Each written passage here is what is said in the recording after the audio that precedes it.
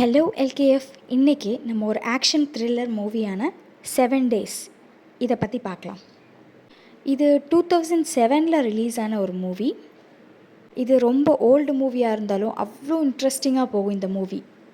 ஒரு thriller movie பார்க்குற experience இந்த மூவியை பார்த்தா உங்களுக்கு 100% கிடைக்கும். பிகினிங்லேருந்து எண்டு வரைக்கும் ரொம்ப இன்ட்ரெஸ்டிங்காக போகும். இந்த மூவி பார்த்திங்கன்னா யூடியூப் அப்புறம் டெய்லி மோஷன்லேயும் அவைலபிளாக இருக்குது.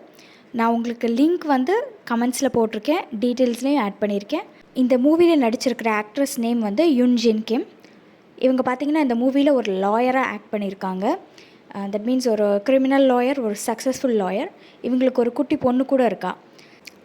அவங்க அம்மாவும் பொண்ணும் சேர்ந்து ஒரு ரிலே காம்படிஷன் ஸ்கூலில் பார்ட்டிசிபேட் பண்ணுறாங்க. அதில் வந்து வின்னும் பண்ணிடுறாங்க. அந்த காம்படிஷன் வின் பண்ணி முடித்தோன்னே அந்த குட்டி பொண்ணை காணாமல் போயிடுது. இவங்க ஒரு கிரிமினல் லாயர். ஸோ இவங்களுக்கு வந்து எனிமீஸ் வந்து நிறைய பேர் இருக்கலாங்கிறதுனால ஒரு போலீஸ் ஃபோர்ஸில் இவங்களோட ஒரு பெஸ்ட்டு ஃப்ரெண்டு கூட ஒரு பர்சன் இருக்காங்க. அவங்க எல்லோரும் சேர்ந்து அந்த குழந்தைய வந்து தேட ஆரம்பிக்கிறாங்க. அந்த குழந்தைய வந்து கண்டுபிடிக்கவே முடியல. ஏன்னா அவங்களுக்கு ஒரு க்ளூவுமே கிடைக்கல. அந்த லாயர் அவங்க அம்மா வந்து என்ன பண்ணுறாங்கன்னா தனியாக வந்து அந்த கேஸை வந்து டீல் பண்ணுறாங்க. அவங்களுக்கு ஒரு ஃபோன் கால் வருது.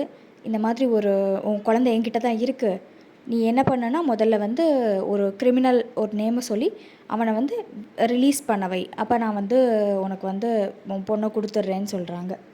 அந்த கேஸ் என்னன்னு பார்த்தீங்கன்னா, ஒரு பொண்ணு இருக்கா, அவள் பாய் ஃப்ரெண்ட், 2 பேரும் லிவிங் டுகெதர் ரிலேஷன்ஷிப்பில் இருக்காங்க. அந்த பையன் ஒரு ட்ரக் அடிக்ட். அவனுக்கு ட்ரக் சப்ளை பண்ணுறதுக்காக ஒரு சப்ளையர் வந்து அன்றைக்கி அவங்க வீட்டுக்கு வரான். அந்த பாய் ஃப்ரெண்ட் சொல்லுவான், அந்த ட்ரக் சப்ளையர் தான் அந்த பொண்ணை கொன்னுட்டான்.